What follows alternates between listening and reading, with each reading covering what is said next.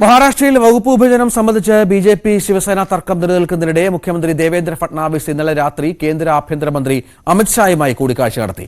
BJP. അധ്യക്ഷൻ JP. നദ്ദയും ഫട്നാവിസിനൊപ്പമുണ്ടായിരുന്നു. December 14-നുള്ളിൽ തർക്കത്തിന് പരിഹാരമാകുമെന്ന സൂചനയാണ് നേതാക്കൾ നൽകുന്നത്.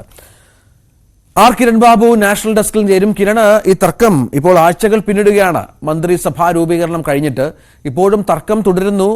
എന്താണ് സംഭവിക്കുന്നത്? മഹാരാഷ്ട്രയിൽ വകുപ്പില്ല ഉപമുഖ്യമന്ത്രിമാരായി ഈ രണ്ടുപേരും തുടരാനുള്ള സാഹചര്യം എങ്ങനെ ഉണ്ടായി? രഞ്ജിത്തെ, ഒരു വല്ലാത്തൊരു ഡെഡ് ലോക്കിൽ നിൽക്കുകയാണ് മഹാരാഷ്ട്രയിലെ മന്ത്രിസഭാ വികസനവും അതോടൊപ്പം തന്നെ വകുപ്പ് വിഭജന ചർച്ചകളും. വലിയ വിജയം നേടിയിട്ട് 5-4 ഭൂരിപക്ഷത്തോടെ വിജയം നേടി സത്യപ്രതിജ്ഞയ്ക്ക് തന്നെ 10 ദിവസത്തോളം സമയം കഴിയേണ്ടി വന്നു. അന്ന് മുഖ്യമന്ത്രി സ്ഥാനത്ത് ആര് വരണം എന്നുള്ള തർക്കം ആയിരുന്നു പ്രധാനമായും ഉന്നയിച്ചിരുന്നത്. അതിനുശേഷമാണ് പിന്നീട് മുഖ്യമന്ത്രി സ്ഥാനത്തേക്കുള്ള അവകാശവാദം ശിവസേന ഉപേക്ഷിക്കുന്നത്. ആഭ്യന്തര വകുപ്പ് വേണം എന്നുള്ളതായി പ്രധാനപ്പെട്ട ആവശ്യം. പക്ഷേ ആഭ്യന്തര വകുപ്പ് നൽകാനാവില്ല എന്ന നിലപാടിൽ തന്നെ ഉറച്ചു നിൽക്കുകയാണ് ബി.ജെ.പി. അങ്ങനെയെങ്കിൽ മറ്റൊരു ചർച്ച കൂടി വന്നു. നഗരവികസന വകുപ്പിനൊപ്പം തന്നെ റവന്യൂ വകുപ്പ് കൂടി നൽകണം എന്നുള്ള ആവശ്യം.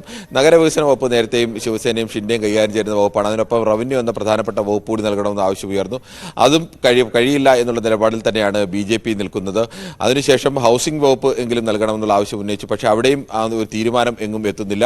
ഈ വിഷയത്തിൽ കേന്ദ്ര നേതൃത്വത്തിന്റെ ഇടപെടൽ വേണമെന്ന് ഷിൻഡെ പലതവണ ആഗ്രഹിക്കുകയും അത്തരം സന്ദേശങ്ങൾ ബി.ജെ.പി. കേന്ദ്ര നേതൃത്വത്തിന് നൽകുകയും ഒക്കെ ചെയ്തെങ്കിലും കേന്ദ്ര നേതൃത്വം പരസ്യമായി സ്വീകരിച്ച നിലപാട് മഹാരാഷ്ട്രയിൽ ഫട്നാവിസുമായി ചർച്ച നടത്തി നിങ്ങൾ തീരുമാനം എടുത്തുകൊള്ളൂ എന്നുള്ള നിലപാടാണ് സ്വീകരിച്ചത്.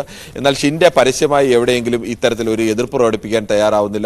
പക്ഷേ മുന്നോട്ട് പോകാനും കഴിയുന്നില്ല. ഒരാഴ്ച പിന്നിടുകയാണ് ഇപ്പോൾ മന്ത്രിസഭ സത്യപ്രതിജ്ഞ ചെയ്ത് അധികാരമേറ്റിട്ട്. ഇപ്പോൾ മുഴുവൻ വകുപ്പുകളിലും ചുമതലയിൽ മുഖ്യമന്ത്രി മാത്രം തുടരുന്ന അവസ്ഥയാണ്. ഈ സാഹചര്യത്തിലാണ് പ്രശ്ന പരിഹാരത്തിനായി ഫട്നാവിസ് തന്നെ ഇന്നലെ ഡൽഹിയിലെത്തിയത്. ഫട്നാവിസിന്റെ 2 ദിവസത്തെ ഡൽഹി സന്ദർശനമാണ്. ഔദ്യോഗികമായി മുഖ്യമന്ത്രി സ്ഥാനം ഏറ്റെടുത്ത ശേഷം പ്രധാനമന്ത്രിയെയും രാഷ്ട്രപതിയെയും ഉപരാഷ്ട്രപതിയെയും എല്ലാം സന്ദർശിക്കുന്ന ഒരു കർട്ടസി മാത്രമാണ് എന്നാണ് അദ്ദേഹം ഔദ്യോഗികമായി പറയുന്നത്. പക്ഷേ അദ്ദേഹത്തിനൊപ്പം ഉപമുഖ്യമന്ത്രി അജിത് പവാർ കൂടിയുണ്ട്. പക്ഷേ മറ്റ് ഉപമുഖ്യമന്ത്രിയായ ഏക്നാഥ് ഷിൻഡെ ഈ ചർച്ചയ്ക്കോ സന്ദർശനത്തിനോ ഡൽഹിയിൽ എത്തിയിട്ടില്ല എന്നതുകൂടി പ്രത്യേകതയാണ്. ഇന്നലെ രാത്രിയിൽ കേന്ദ്ര ആഭ്യന്തരമന്ത്രി അമിത്ഷായുടെ വീട്ടിൽ വെച്ചായിരുന്നു ചർച്ച നടന്നത്.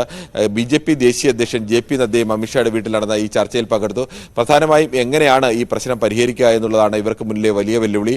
ഷിൻഡെയുടെ ഒരു പ്രധാനമായി ഉപയോഗിക്കുന്ന തന്ത്രം പരസ്യമായി ബി.ജെ.പിക്കെതിരെ മഹായുതി സർക്കാരിനെതിരെ വെല്ലുവിളി ഉയർത്താതിരിക്കുക, അവരെ പ്രശംസിച്ചുകൊണ്ട് തന്നെ ഐക്യത്തോടുകൂടി തന്നെ സംസാരിക്കുക. എന്നാൽ മറ്റു കാര്യങ്ങളിലും ചർച്ചകളിൽ നിന്ന് വിട്ടുനിൽക്കുക. ഇപ്പോൾ മന്ത്രിസഭ മുഖ്യമന്ത്രിയുടെയും 2 ഉപമുഖ്യമന്ത്രിമാരുടെ സത്യപ്രതിജ്ഞ കഴിഞ്ഞ ഒരാഴ്ചയാവും. ഇതിനിടയിൽ ഒരിക്കൽ പോലും ഔദ്യോഗികമായ ഒരു ചർച്ച ഫട്നാവിസും ഏക്നാഥ് ഷിൻഡെയും അജിത് പവാറുമായി ഉണ്ടാവുന്നില്ല. അനൌദ്യോഗിക ചർച്ചകൾ മാത്രമാണ് മുന്നോട്ട് നടക്കുന്നത്. ഇനി 16-ാം തീയതിയാണ് സഭാ സമ്മേളനം ആരംഭിക്കുന്നത്. സഭാ സമ്മേളനം ആരംഭിക്കുന്നതിന് മുമ്പെങ്കിലും മന്ത്രിസഭാ വികസനം പൂർത്തിയാക്കേണ്ടതുണ്ട്. മന്ത്രിമാർക്ക് വകുപ്പുകൾ നൽകേണ്ടതുണ്ട്. അങ്ങനെ വല്ലാതെ നീണ്ടുപോകുന്നതിൽ ബി.ജെ.പിക്കുള്ളിലും വലിയ തോതിലുള്ള അസ്വസ്ഥതയുണ്ട്. ശിവസേനയിലും എൻ.സി.പിയിലും ഒക്കെ ഈ അസ്വസ്ഥത നിലനിൽക്കുകയാണ്. ഇത് പരിഹരിക്കാൻ വേണ്ടിയാവണം കേന്ദ്ര ആഭ്യന്തരമന്ത്രി അമിത്ഷായുമായും അതോടൊപ്പം തന്നെ ജെ.പി. നദ്ദയുമായും ഇന്നലെ രാത്രി ഫട്നാവിസും ചർച്ച നടത്തിയതാണ്. ഇനി അജിത് പവാറും ഇവരുമായി ഇന്ന് ചർച്ച നടത്തുമെന്നാണ് സൂചന. ശരി, കിരൺ ബാബു വിവരങ്ങൾ പങ്കുവച്ചു.